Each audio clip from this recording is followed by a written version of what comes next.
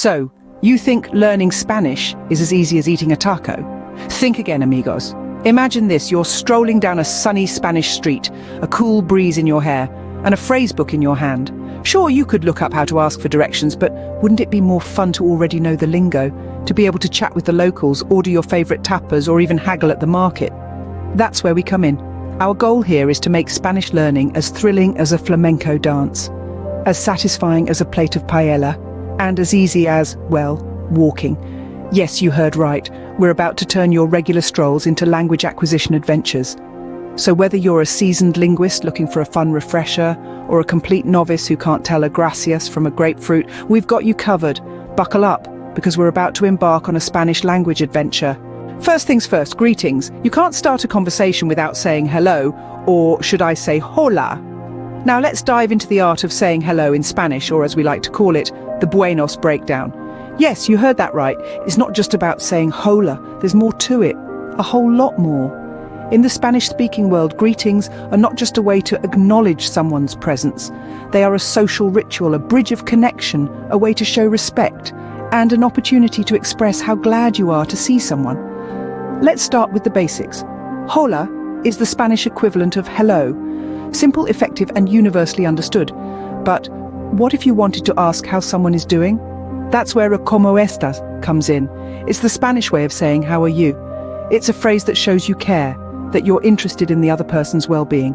But wait, there's more. The Spanish language has specific greetings for different times of the day. Buenos días is how you say good morning, buenas tardes is for good afternoon, and buenas noches is how you wish someone a good night. These phrases aren't just for the start of a conversation, they can be used to say goodbye too. Isn't that neat? It's like getting a 2-for-1 deal. Now these might seem like a lot to remember, but think of it this way. By mastering these few phrases, you're already on your way to having a basic conversation in Spanish. You're opening up a new world of communication, and that's pretty exciting, don't you think? So, the next time you meet a Spanish-speaking person, don't forget to greet them the Spanish way. Start with a warm hola. Ask, ¿cómo estás? To show you care, and depending on the time of day, throw in a buenos días, buenas tardes, or buenas noches. Remember, a good greeting can open doors, or in this case, conversations. Now that we've got the greetings down, it's time to dive deeper into everyday Spanish. Imagine you're strolling down a vibrant Spanish street, soaking in the culture and mingling with the locals. To truly blend in, you need to master some common phrases and words that are part of the everyday Spanish conversation. Let's start with por favor. It's the Spanish equivalent of please. Whether you're asking for directions or ordering your favorite tapas, adding a por favor at the end of your request can make all the difference. Then we have gracias. This is how you say thank you. Remember, a little gratitude goes a long way, especially when you're a visitor in a foreign land. Next up is de nada, which translates to you're welcome. So, when someone says gracias to you, you can reply with a warm de nada. Moving on, we have the most basic yet crucial words, sí and no, meaning yes and no, respectively. These are your go-to words for any yes or no questions you come across. Last but not least, we have lo siento. This phrase means I'm sorry. Whether you bumped into someone accidentally or made an error, saying lo siento can help smooth things over. And there you have it. These are some of the most common phrases and words that you'll hear and use in everyday Spanish conversations. Practice them, use them, and before you know it, you'll be chatting away with the locals in no time. And remember, learning a new language is not just about memorizing words and phrases. It's about immersing yourself in a new culture, making connections, and opening doors to new experiences. So, don't be shy. Use these phrases when you get the chance and watch as the world of Spanish culture unfolds before your eyes. And just like that, you're one step closer to sounding like a local. Ever found yourself lost in a Spanish-speaking country with no clue how to ask for directions? Not anymore. Let's start with the basics. To ask where something is located, you'd say, ¿Dónde está?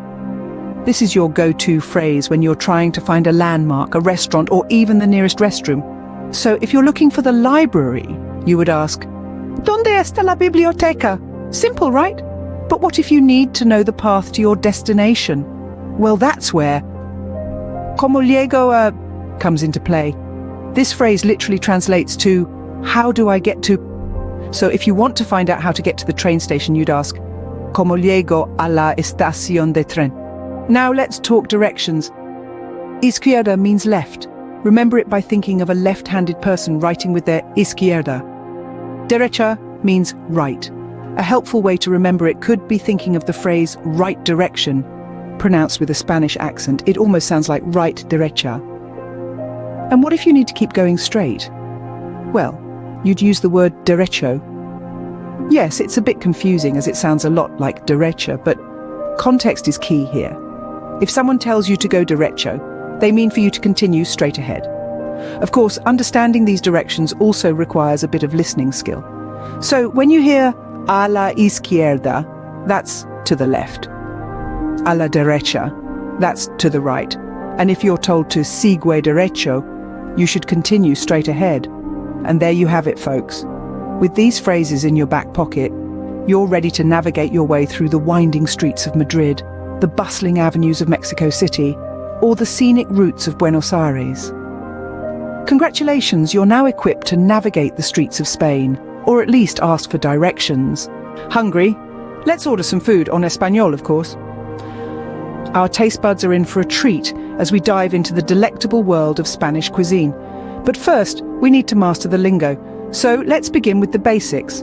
When you're feeling peckish, you say, tengo hambre, which translates to I'm hungry. And when you're parched, you say, tengo sed, or I'm thirsty. Now on to the main event, ordering food and drinks. In Spanish, food is comida and drink is bebida. So if you want to order a meal, you'd say quiero pedir comida, which means I want to order food. For drinks, just replace comida with bebida and you're good to go. But what if you're at a tapas bar and want to try a bit of everything? Well, Spanish has got you covered. You can say quiero probar un poco de todo, which means I want to try a bit of everything. While enjoying your Spanish feast, remember to compliment the chef with a hearty delicioso or delicious. Once you're done savoring the flavors of Spain and ready to settle the bill, ask for la cuenta por favor, or the bill please. And if you enjoyed your meal and want to express your gratitude, you can say gracias, la comida estaba excelente, meaning thank you, the food was excellent. But wait, there's more. Suppose you have dietary restrictions or allergies. In that case, the phrase soy alérgico /a, followed by the food you're allergic to, could be a lifesaver. It translates to I'm allergic to. Remember, practice makes perfect. So don't be shy to use these phrases next time you're ordering at a Spanish restaurant or even when you're cooking up a Spanish storm at home. Voila! You're now ready to feast like a true Spanish foodie. Been enjoying this Spanish walk so far? There's plenty more where that came from. If you're serious about broadening your horizons, one great way to do so is by subscribing to Spanish.Education. You see, Spanish.Education is not just another learning platform. It's a community, a family of language learners who share a common goal: to learn Spanish the fun way. By subscribing, you'll have access to daily Spanish lessons right at your fingertips. Each day, you'll be greeted with fresh, engaging content that's designed to make learning Spanish enjoyable and accessible. And the best part? You can do it at your own pace, whenever and wherever you want. But wait, there's more. If you follow Spanish.Education on social media, you'll get even more value. You'll be part of a vibrant community of learners just like you, who are on their own language journeys. You'll have the chance to interact, ask questions, and share your progress. It's a great way to stay motivated and connected. Now, for those of you who prefer a more structured approach to learning, you might want to check out the book, Spanish the Fun Way, on Amazon. It's a comprehensive guide that's packed with practical examples, tips, and exercises to help you master Spanish. It's like having your own personal Spanish tutor right there on your bookshelf. And if you have kids, Spanish.Education has a special offer just for you. You can get 2 free live classes with a native Spanish speaker in our academy.